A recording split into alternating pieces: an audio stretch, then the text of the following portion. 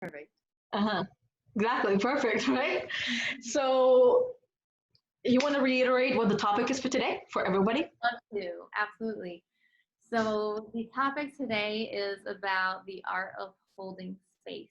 What that means, what it feels like, the results that we can achieve from learning how to hold space. Um, and yeah, um, anything else? Am I missing something? Objective and subjective listening. Yeah, which Yeah. is a key component to the Yeah. art of holding space. Yeah. So maybe we can start there. Hmm. So you So can go ahead and start and tell me, remind me, and everyone that knows or doesn't know what objective and subjective listening is. right, I'll start with subjective because that's what we typically do. That's how our brains work, our egos work. We tend to relate things back to ourselves. So that is subjective listening. Anytime you're relating something back to yourself or just completely natural. And what we're offering and uh, yeah, by bringing this up, we're just hoping to bring some awareness to it. So, hey Mila. So, me and my friends, like Ava, she doesn't do anything in the pool, and Vivian, can you go in the pool? Not right now, Mila. You gotta wait until I'm done, and then because I gotta check the pool, make sure it's all good and clean. I will go check right now. Milachka, you're not going in the pool right now. What? When Like, I'm done, time? I will let you know. I'm gonna be done around 12 o'clock. Okay? We'll check right. Okay, go play for now. Do you promise me and like Ava and Vivian? So the three of you, We're calm. as long as you promise to be calm. Yeah, we'll be calm. Okay, because I don't want to refill the pool again. Anyways, sorry for the interruption of the Kasperczak's house. Go on. Here's the coolest shirts. Can you handle this? That used to be my t-shirt, and then I cut it and I made it all fancy and sexy. And then I'm like, oh, maybe she can wear it. So she loved it. Awesome. It was great on her. She looks so grown up. It's weird. Yeah, it is. So subjective listening is when someone else is talking and we're relating it back to ourselves, like how it shows up in our own lives, or maybe we offer our insight without remaining curious. So, for example, if a friend is talking about, let's say a friend's talking about an ex and can't get over their ex, a subjective listening would be more like, yeah, let me tell you about this experience I had, which is sometimes helpful. It sometimes is helpful to relate an experience back. Other times, it can stifle the release for someone. Mm-hmm. Like when someone is really holding on to a lot of attachment or density or anxiety or fear or shame or guilt, whenever someone's holding on to a lot of those heavier, dense thoughts and emotions,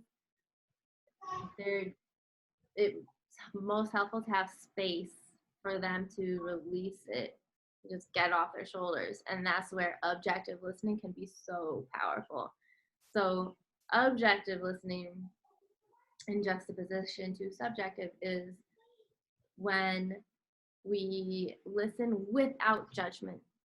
So whereas subjective, even if we're well-meaning, we might be judging someone's story as wanting, or someone's journey as wanting to fix their journey. So again, using an example of a friend who can't get over their ex, can't stop talking to him, which was my experience. And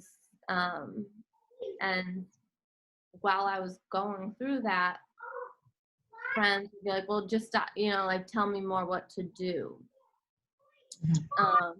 Whereas what I needed at the time was understanding.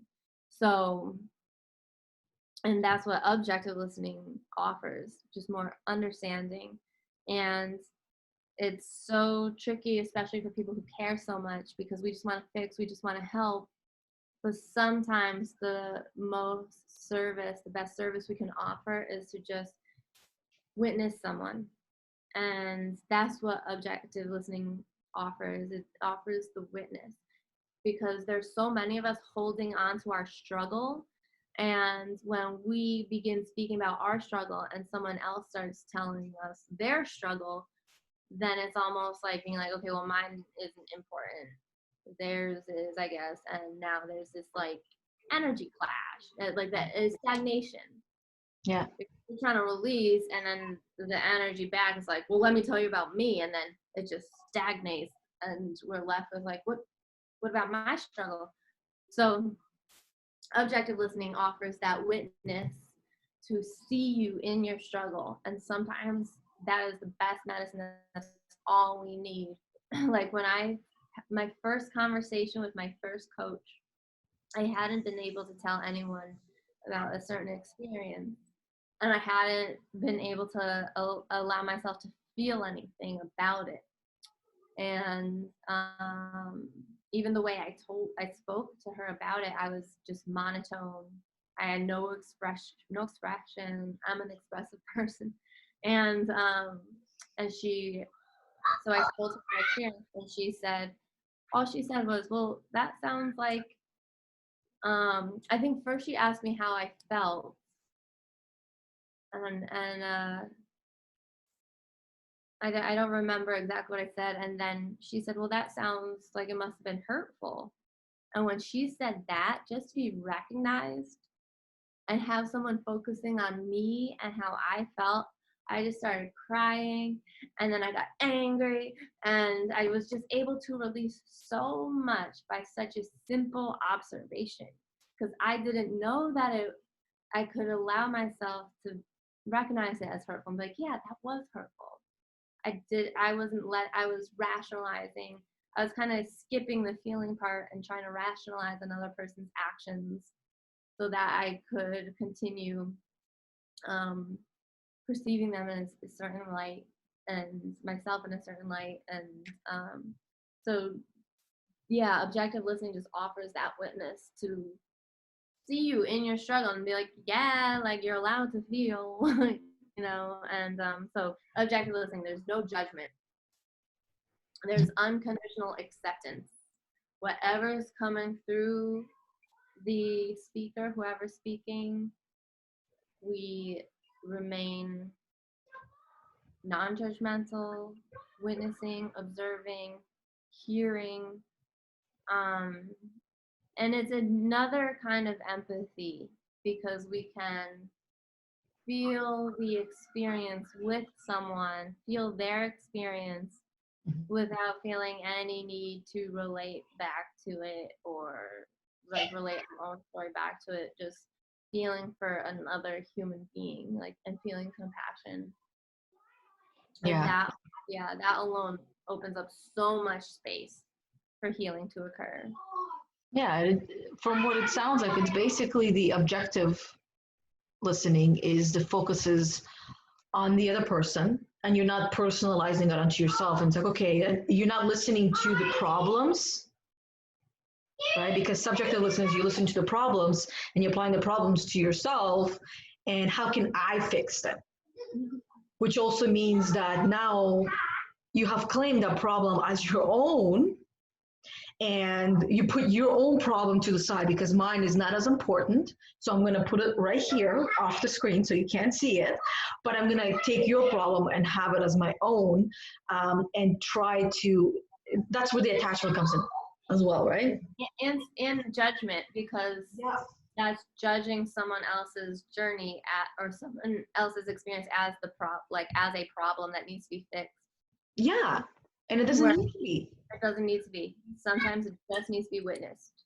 Yeah, or experience, right? Like a problem, cannot exist without a solution. And a problem, each and every problem, no matter how big or small it is an opportunity for growth, because that's what we've been doing ever since we were born. From the minute we were born, we were faced with problems. First, I'm hungry. How do I get food? You cry one way, you cry another way, you develop different types of cries, and your mom learns which cry means what, right? So we were born being like with problems, and then we found solutions. We never really hesitated. We just kept going and going and going until we were heard. And then at a certain point in time, we started to, I guess, compare problems, because everyone has problems, right? That's what, I mean, we can call them problems, but I prefer to call them opportunities. Yeah. But for most people, they call them problems. So I'll use that word that most people understand and find relatable,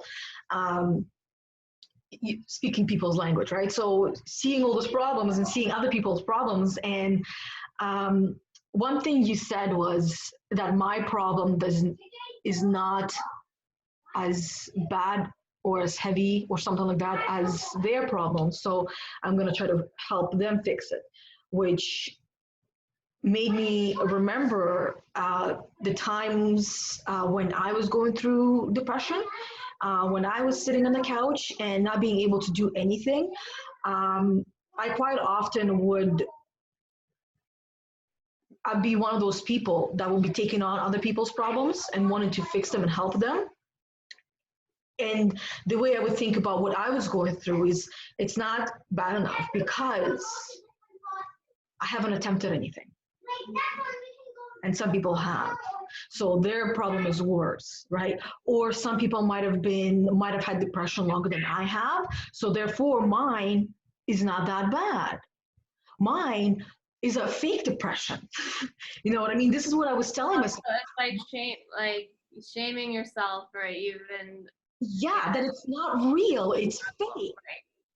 Because again, kind of hearing it from different people, different places, that it's not real, it's fake, that you just have to think positive, be positive. And anyone that has gone through it or is going through it knows that you can't just be positive. You can't just think positive.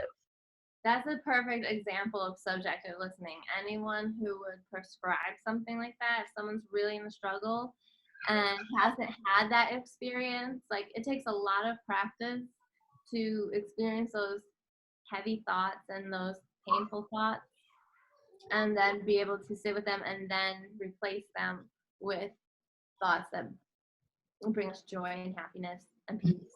And if someone's not well practiced in that, then being told from a subjective listener, oh, just be positive, is going to create more pain, because then the brain will be like, well, how? I can't do that. I don't know how to do that. And then that makes us feel shame and like we're not good enough. Yeah. So that's how serious subjective listening can be. Like again, with what I was bringing up with my ex, like a friend was like, well, because I was living with him at the time and I had my reasons. And for me, like at the time, the fear of making a choice was to leave was so great that that's just where I had to be at the time, even though he was abusive. And a friend was like, well, you got to get out of there. And I was like, I don't, going through my options. And one of the things was money. Like I couldn't afford my own place. And I didn't want to go back and live with my parents at the time. And so to me, all of the reasons that I was coming up with to stay were valid at that time. And so when she was like, well, you got to move out of there, and I gave her my reasons for why I wasn't heard. She wasn't listening objectively. She was listening subjectively based on what she would do. And I have another example too. And she was like, well, so when she was like, well, do something, get a part-time job or something, I felt deep separation. Like my spirit was just like, I don't think this is your friend. This is not safe, not safe, not safe. Danger, danger, danger. And she and I are actually no longer friends because I just couldn't take it anymore. I couldn't take having my journey judged through the lens of someone who is basing it on what they would do in my situation, because the truth is you never know.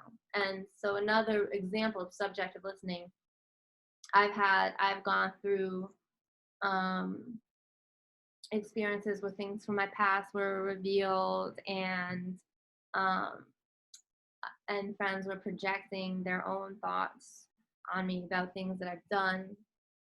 And a friend was like, well, I would never do that. And that was subjective listening. And all it did was make me feel shame and guilt. And like I wanted to explain myself because, this other people don't know our journey. She doesn't know my journey from the time I was 4 years old until now. And, so whereas curiosity would have provided an opportunity for understanding. And I think that that's really the best medicine, is understanding. And even if others can't fully understand our journeys, objective listening at least offers the opportunity to see the soul, witness the soul of another human from their perspective, instead of from our perspective. Because there are 7.5 billion perspectives in the world, and the more we learn to listen objectively, the more people feel seen, and the more we could unburden ourselves from the lower frequencies. And so I've gone through my healing process, and therefore can show up for others from that place of objective listening, helping them to release shame and guilt. Because I don't see any benefit to holding on to shame and guilt. Yeah, neither do I. I really don't. I understand the benefit of where healthy shame and healthy guilt in the moment can teach us what's important to us and give us the opportunity to, if we need to apologize for something or connect with someone, or face ourselves. Like if we're feeling shame and guilt, we know it's not about anybody else. We know that's up for us to deal with, and no one else can forgive us or help us to feel good enough. That has to come from within. So shame and guilt do offer the opportunity to see, where am I wounded that I'm holding on to this? But long term, I don't see any value in bringing that from the past into the present. Yeah. So objective listening really offers the opportunity for us to release a lot of that from the past. Mm-hmm. And the anxiety of the future, the worry and fear and uncertainty, because that's also valid. And so thinking of the future and anxiety, objective listening, if someone's worried about something about the future, objective listening at least allows them to let it hit the air. Sometimes something just needs to hit the air to be released from our heads, and to allow more peace and calm to enter. Whereas subjective listening, if someone was expressing anxiety about the future, subjective listening might exacerbate it, because someone might say, yeah, and like add fuel to the fire by expressing their own anxieties. So it's just like a proliferation of anxiety. Yeah, and it builds and builds and builds and grows and grows and grows until one learns how to let go and not hold on to it, which is objective listening, right? When you're listening and you're not holding on to anything, and you're simply. I remember this phrase I used to say all the time when we're listening to parents: in one ear, out of the other. That's objective listening. In one ear, out of the other. Or goes right over the head, not even in the ear. Wait, objective or subjective you're talking about? Objective. When you're not listening to what they're saying and you're not personalizing it, because subjective is into it and you're letting the brain kind of take over and keeps information, so it's not in and out, stuff gets left behind. So I feel a little bit differently about it. Like I feel like subjective doesn't even really have time. So like objective, I feel like it goes in the ear into the heart, and the heart is just open, holding space, looking at another human, caring about this human, and being present. That's why Bruce Uncovering the Life of Your Dreams came up, because it's, to me, objective listening is being present. There is no ego. It's not about us. It's we are presence. So I feel like it goes in the ear and then into the heart, and we are expanded and seeing another human and feeling feelings of unconditional love and compassion. With subjective listening, I feel like it hits the ear and then bounces right back out the same ear, because we're like, let me tell you about me. And so that's why I just wanted to clarify, because I thought you were talking about subjective listening. It just like doesn't give the other person time. It's really a weird thing that we do. Like we all have learned to do this, and it just leaves whoever felt the need to speak about something in the first place left with this feeling of separation, because I think it probably triggers an even deeper chord. Like, so my gremlin that I worked on through IPEC was my voice doesn't matter. And I think subjective listening is the reason that many of us feel as though our voices don't matter, because as soon as we're expressing from our heart, from our soul, and someone else just starts speaking about their own experience, if we're not complete, like one of the things that someone said to me this weekend when I was speaking and then I was done, she was like, "Are you complete?" And I was like, "Yes, I am complete." And then she started speaking, and I thought that was such a cool way to hold space, objective space, and make sure I was heard. And I think that could help a lot of us. And if we learned, honestly, if we all learned how to listen objectively, we wouldn't need coaches. We wouldn't need therapists. We would be able to count on our friends. Yeah, because each and every one of us would be a coach. This is not something we're born knowing how to do or raised knowing how to do. This is something that I had taken the time to learn how to hold space for people and how to listen objectively. And for me, when it comes to like how objective listening is, it doesn't necessarily go through the ear. To me, it goes right into the heart. Like I hear with my heart. That's where the intuition resides, right? Whereas subjective, it's in the head and it stays in the head, right? Even if it passes through the ears, it still stays in there. And objective, if kind of like swinging right through, but essentially it's with the heart, right? And in the head, like the head doesn't really take into account the other person. It's like me, it's the ego going me. And there's this human there who felt the need to express.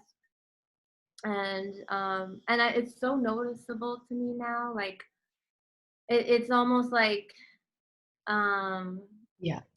anytime I like begin to speak about people, I know I hesitate, but it's important.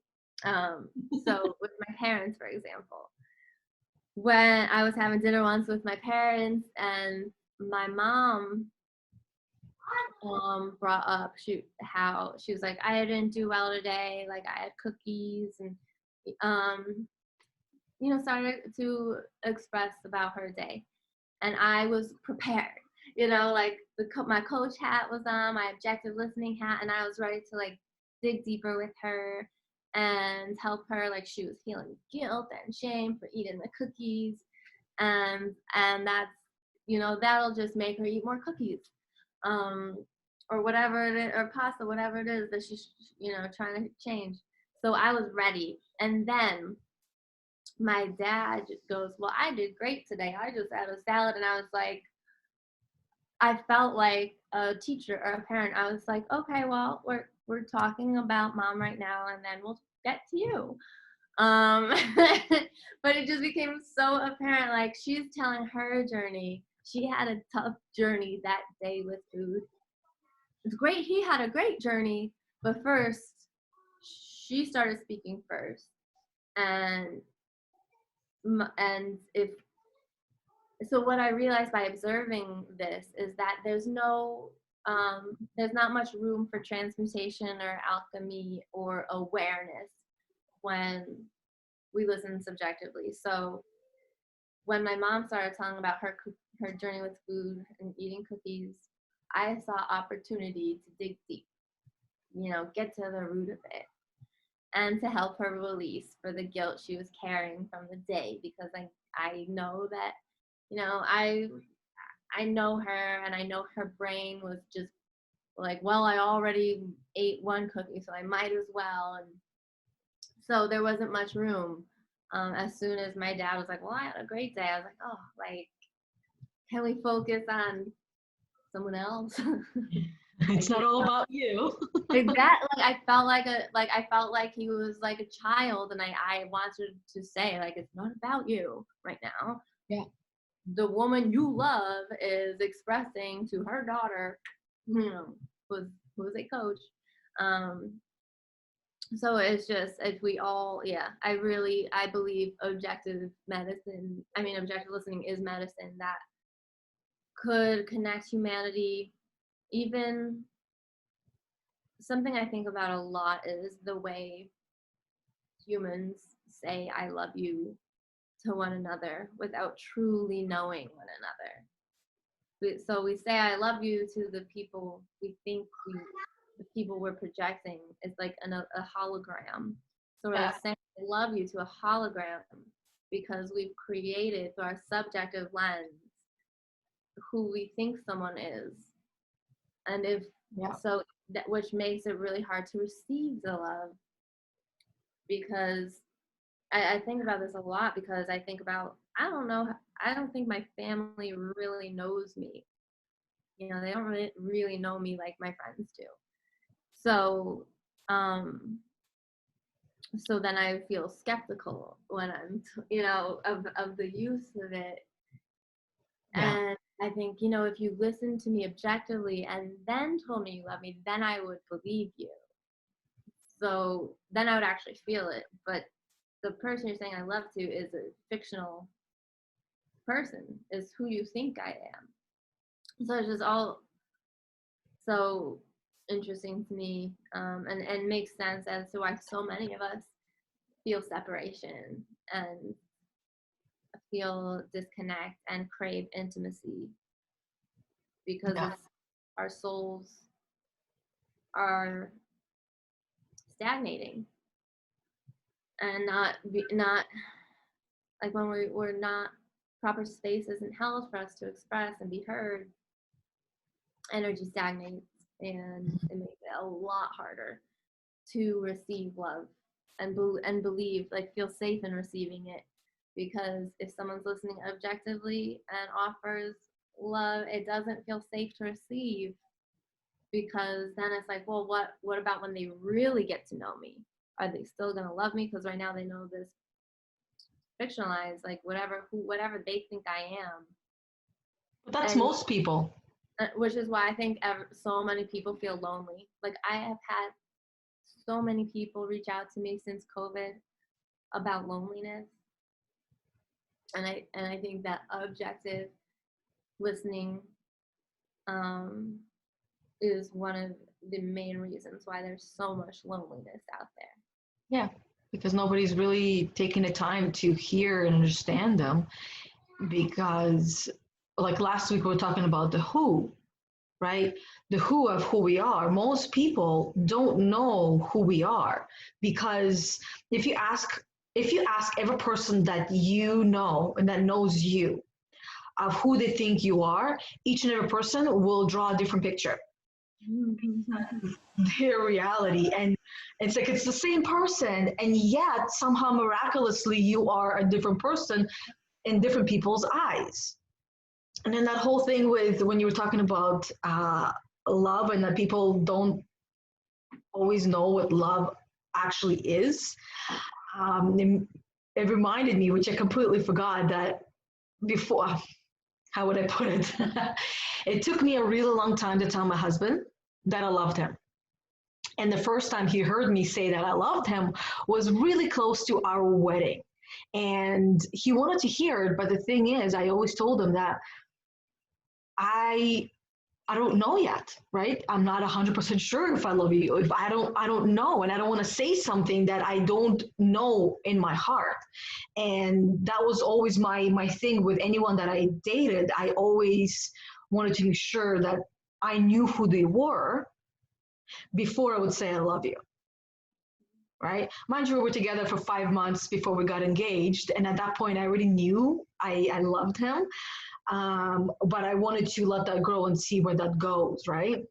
And it just grew and grew and grew. And then, when sometimes when you wait for a long time to do something or to say something, it becomes harder. So it came to a point where I already knew that I loved him, but it was just so hard. It was so hard to say it. It's like if I said it, I would die. Oh my goodness, yep. And then that's like going through a wall. Yes, and eventually I said it, and I was like, oh my God, I didn't die. I'm still here. I was like, yes, okay, I'll try it again next time, see if I'm still alive.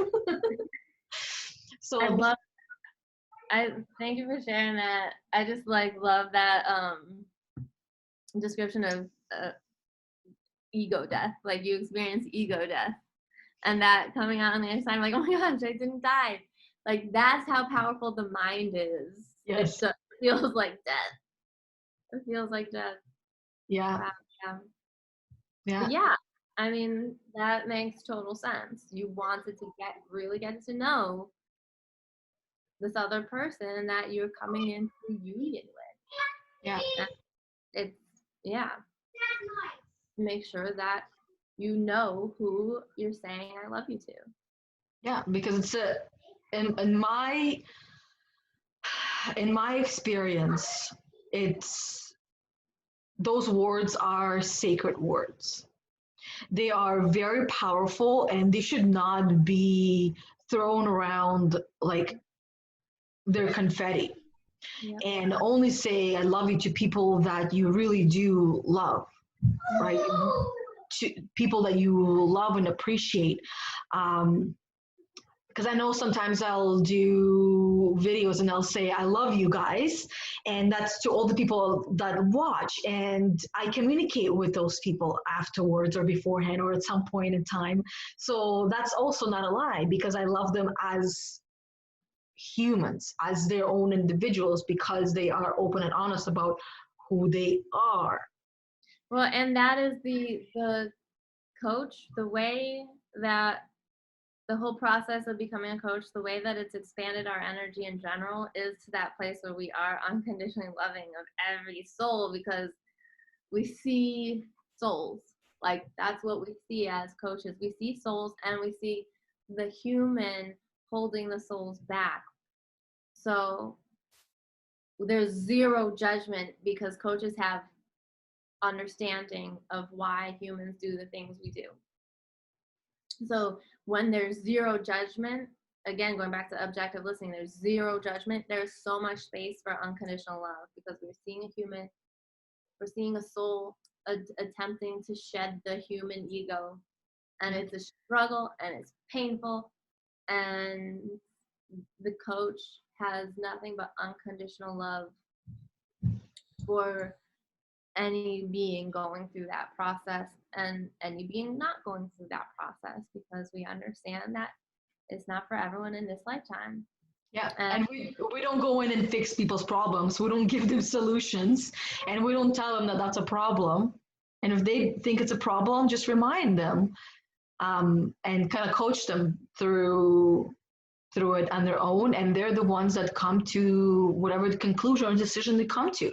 If they still continue to see it as a problem, then you know what? That's what it is. Which is actually highlights the difference between a mentor and a coach. A mentor more comes from a place of, here's what I did. You should like try what I did. Here's what worked for me. Try what worked for me. And a consultant is kind of the same thing. Yeah. Exactly. And which in some areas, such as, like I know consultants for marketing, for cannabis grow, for cultivating. I know so many amazing consultants, and in some areas that is what's needed. I find when it comes to the spirit and the soul, no. So coaches and the mind. Coaches are here to help everyone, to help whoever wants to work with us to understand their own mind. So whereas a mentor or a consultant might have some kind of game plan or agenda for someone to follow, the coach more challenges the client to figure out why or how to come up with their own agenda, maybe why their mind is blocking them from having their own agenda. So it's very different. And so that's where, sorry, I'm just losing track because I looked at the time. I'm losing track of what I was saying. But yeah. Between the coach and the mentor, and what I was getting from that is when a coach coaches a person, they come up to their own decision, their own conclusion.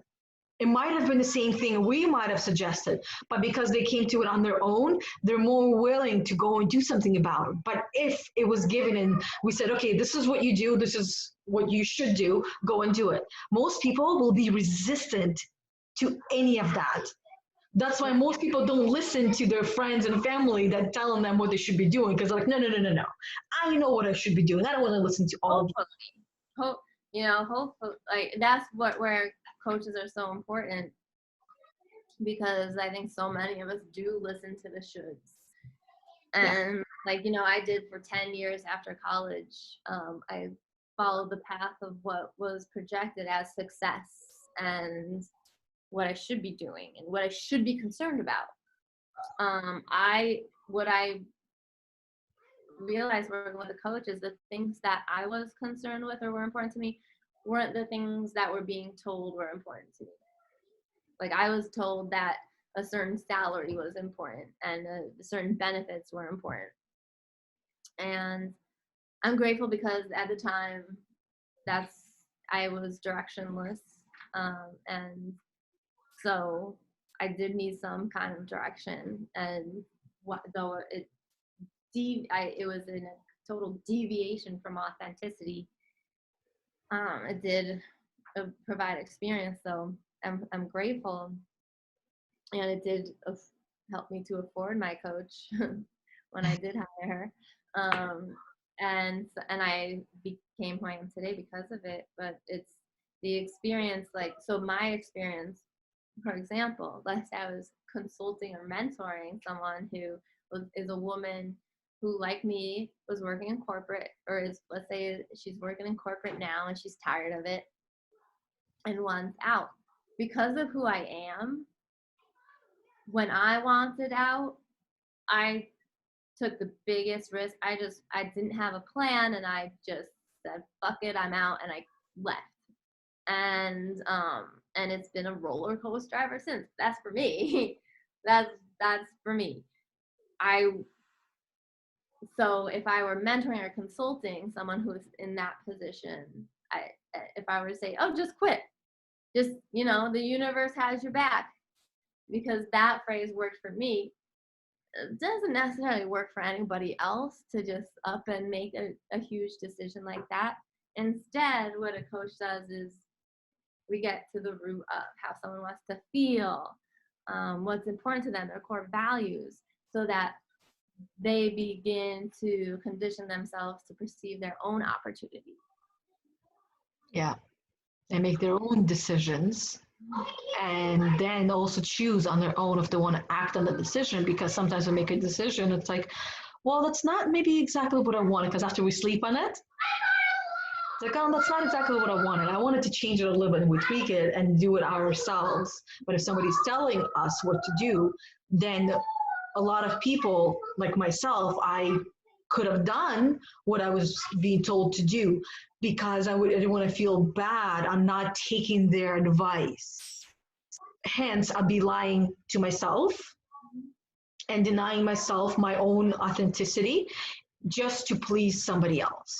The people pleaser in me used to be so incredibly loud. And that's one of the things that as a coach, I had to learn to let go of, because when being a coach, it's like people pleasing and in a session. To me, it was like, I want to get to the root cause right now in this session and help them fix it. That's the people pleasing part.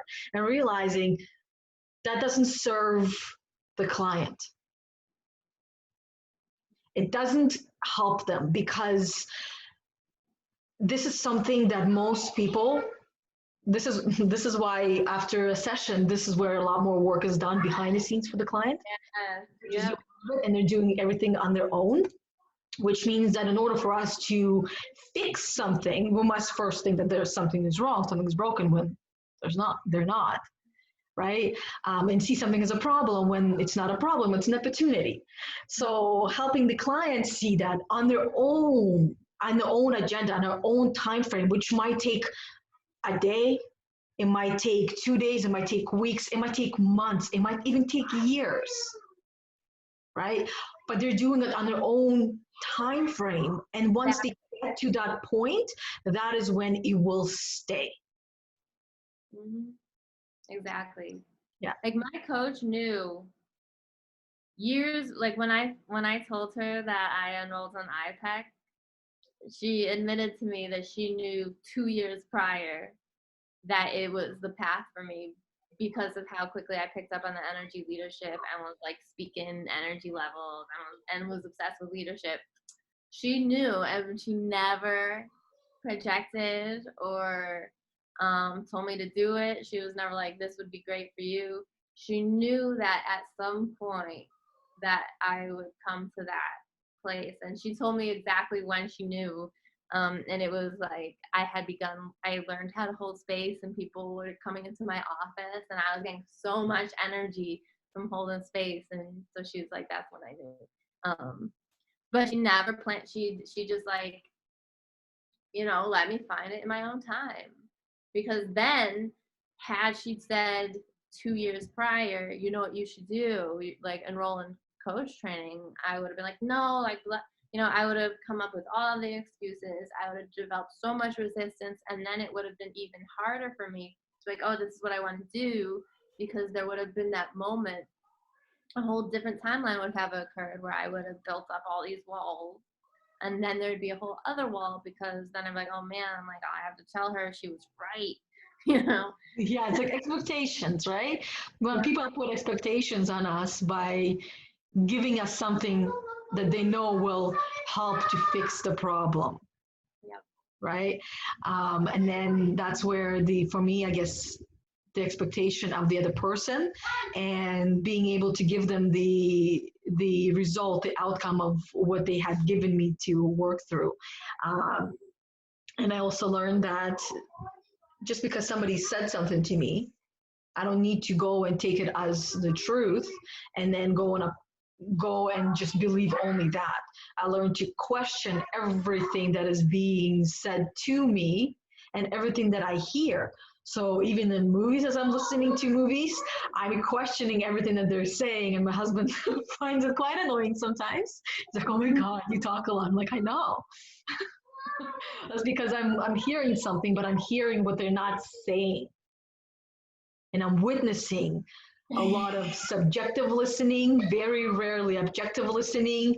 There's no holding space. There's a lot of let me fix you. Yeah. So, and most of the movies are made level 1, level 2, level 3 energies at best. They portray a lot of that, yeah. And then we, as humans with mirror neurons, we start, like, life imitates art. So whatever we see in the movies, whatever we see in the media, whatever we see on the news, we imitate. And so it's time that we start creating a higher vibrational way of being, a paradigm where we're all holding space, where we're listening through with unconditional love and non-judgment. Like even right now, I made the mistake of going on Instagram last night and allowing myself to see the discord that I normally try to avoid, because it sometimes it's important for me to see it, to feel it, because we gotta feel it to heal it. So I was like, I need to know what's going on in the world, because I was just at this retreat, which is like this like mystical realm, like it's dreamland. It's just harmony. It's harmony. So then to come back, I was like, okay, I've like felt like in order to just like ground, I needed to know what was going on in the world. And I watched a lot about this mask, like face mask quarrel that's going on throughout humanity. And I've seen a lot of people shaming people who don't wear masks, and like calling them morons and like all these like names, like for children. And Separation. Was that huge separation? Yes. Oh, and I saw that last night while I was going through Instagram, and I started crying. My heart started aching because I just came from this place like, we are all one, we're united. So then to see this discord and see the things that people were posting about people who don't wear masks, I started crying, and I was like, but they're human too, like, like that. And also, if we as like, we're trying to unify, we're trying to be one, and when in the process of it, if we're shaming people, it's not like shaming someone who doesn't wear a mask isn't going to motivate them to wear a mask. If they're like already not wearing a mask in public, and that have that much conviction about it, shaming them is not going to be like help them to wear a mask. What might help is conversation and understanding. If both sides understand, okay, well, why is it so important for you that I wear a mask? And then why is it so important? And then from the other side, why is it so important for you to not wear a mask? Hear each other out. The judgment can stop, and then maybe together we can come up with a unified solution or vision. Like, okay, maybe we don't judge, but maybe the non-mask people go live over here, and the mask people live over here, and we just wave at each other with love. Like, it doesn't have to be so shame fueled. And it made me really sad. And I had a little cry, and I thank you for holding this space right now for me to bring it up, because it is a weight that I carry. Like, when I see humanity, when I check back in and see what the paradigm's doing, the zeitgeist and the matrix, like what's going on in there, and I see humans fighting like that and shaming each other, it weighs so heavily on me. Like, oh, it's just a perfect example of subjective listening and even subjective conversation, where they're all about themselves and not taking the time to talk like equals. Right. It's level 2. It's level 2 energy. So I'm seeing people who believe that their education, or maybe their status, or their peer group makes them smarter. And because I see the words people use to talk about other people, they call them idiots, morons, like they use all kinds of names. Yeah. And I'm so sensitive to name calling because I feel it. And Me too. it's not nice. It's just not nice. Like, we can disagree and be kind. And so when I see that kind of stuff, especially from people that I've been friends with, people that I've been close to, and I see it, it's just level 2. Like, you're saying, I'm right, you're wrong. So the other side is obviously going to say, no, I'm right, you're wrong. You know, when we project level 2 and say, I'm right, you're wrong, the natural response isn't going to be, oh yeah, I see your point now. Oh no, I've tried it before. It's okay. You have? Yeah, I've tried it before. Yeah, and that's where it's difficult. There's so much separation right now. Honestly, it's uncomfortable. For here in Georgetown, where we live in Ontario, Where's my swimsuit, Mom? I don't know, we live probably outside drying. Masks are mandatory by law to wear them when you're going into public places. And I mean, we all have our personal opinions on masks. I'm not here to share mine because that can be a long conversation. But all I'm gonna say is that we're the only species that wear masks. That's one thing I realized. Like, why is it that we're the only species that cover our face and cover our germs and bacteria that we need as well, right? That's what strengthens us. And then again, I thought, well, then the other side of it is, why are we the only species that wear clothes? Yeah, we talked about that this weekend at the So retreat. that's what I'm saying. Like, so I guess it is okay, but then again, it should also be a choice. There are nudist colonies. There are people that are living in the nude way, and they're fine. They're happy. So why is it that all of us human beings must wear masks? Why isn't it also a choice? Something that I love right now is that you're speaking from curiosity. And that's something, like, for me with the whole mask debate, I don't really have an opinion either way. I'm just kind of like waiting this all, you know, like, I'm just waiting it all out, and I'm like, wait, like peace, peace, peace, peace. Like, I'm just like rocking back and forth, like peace, peace, peace, peace, peace. Help one another and allow each other to have choice. If somebody doesn't want to wear a mask and you do, you wear it. You're protected. And if Like, you get sick, let them. You know, exactly. It should be a choice, and that is the only thing that truly, honestly bothers me. The lack of choice, because as human beings, we're the only ones that really have free will and we have choice. But when it's being taken away from us, that's what I don't like.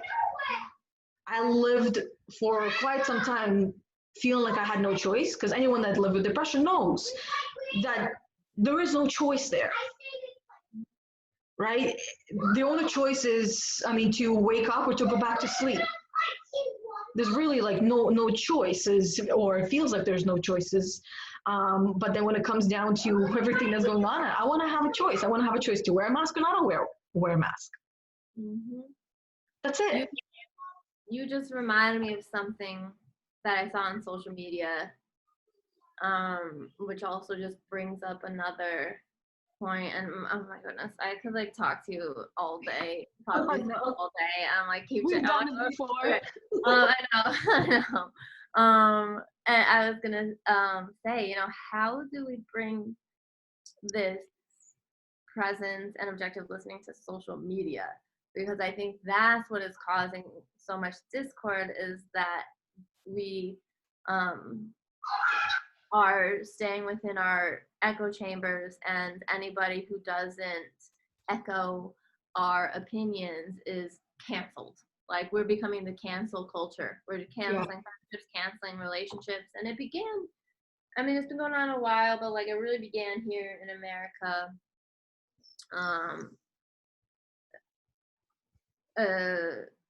Well, I guess it began before. I mean, it's been going on a while. I was gonna say like the past 4 years, but I mean, it's been it's been accelerating because of the way we talk about politics and now and the way we've always spoken about health in our culture. Big pharma has been more widely accepted, and the more shamanic practices and holistic practices have been treated with skepticism, which makes a lot of the practitioners feel isolated or misunderstood. Mm-hmm. So it just has me thinking of just seeing social media right now and seeing how we develop our opinion and then that's it. And anyone who disagrees is against us. And so what was making me so sad last night was seeing that people I really respect are like there's two different schools of thought, and I respect people on both sides. So there are people sharing information about how masks help, and then there are people sharing information about how masks do not help. And I'm available. Because I don't have an opinion either way, I'm available. My brain is available to take in both sides and continue learning and just remain growth oriented. Whereas the danger in these echo chambers is we seek out confirmation bias, and so we seek out the information that's going to confirm the bias that we've already developed. So Yeah.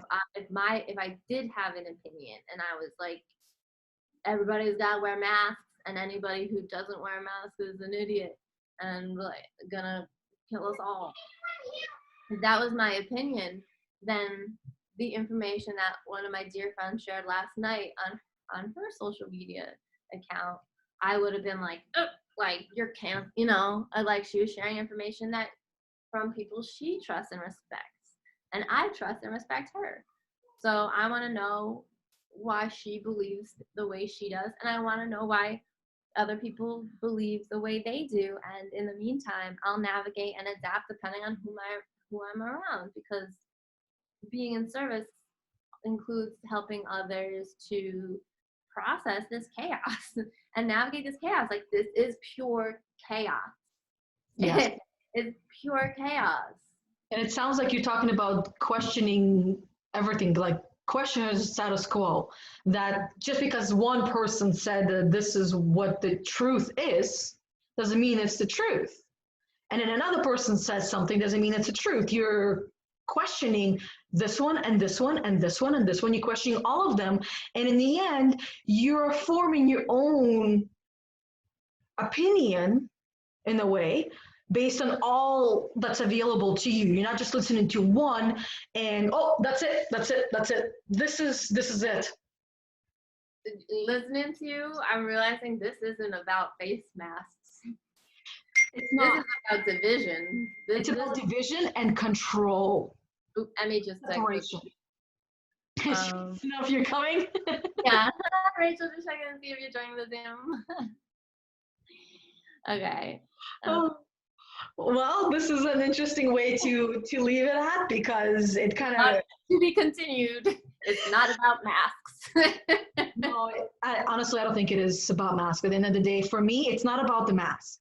It's about not having a choice, and about us being separated and put into different pans and being hurted different ways. And because people were starting to wake up and realize we are one. No, you're not. You go here, you go here, you go here. You guys, you'll figure out. You just run wild for now. Eventually, you'll find where to go. Yep. So I'll just be over here rocking back and forth, praying for peace. But this is honestly the biggest reason why I've pretty much disappeared off social media. I'm barely on there. I kid you not, I barely go on there, barely even post, because I don't want to offend anyone and I don't want to hurt anyone. And at the same time, it's pretty heavy going on there, because I understand how the subconscious mind works. And by simply scrolling through, it already takes everything in. And I don't want to fill my subconscious mind with things that I don't want to fill it with. So, but we'll see. That's like, I call that purifying your quantum feedback loop. Yeah, there you go. Once I'm clean and everything is the way that I want it to be, then I can slowly start to reintroduce social media back into my life, one thing at a time. The only place that I really go is posting my things on YouTube. In my group, go live once a week. And sometimes in the stories, and once in a blue moon in Instagram, and that's about it for now. Yeah. Well, anyway, you have a gang waiting for you. You go and you do that. I'm gonna go check in the girls in the pool, make sure they're being good, and start making lunch for the family. Yeah. Mama. Yeah. Yeah. This was awesome. This was so good. As always. So much as always. Thank you to everyone listening. Yes. Thank you. Thank you, everyone. And thank you, Rachel. Until next time. Okay. Bye.